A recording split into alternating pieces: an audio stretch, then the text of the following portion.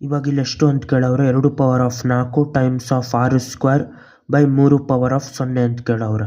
2⁴ ಅಂದರೆ ಎಷ್ಟು? 2ನ 4 ಸತಿ ಗುಣಿಸ್ಬೇಕು.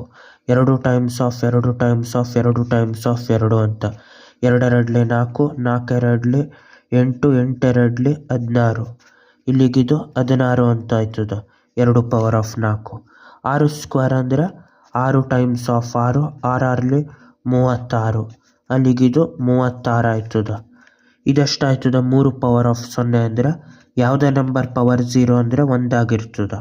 ಅಲ್ಲಿಗಿದಷ್ಟು 2⁴ ಅಂದರೆ 16 ಟೈಮ್ಸ್ ಆಫ್ 36 ಬೈ 1.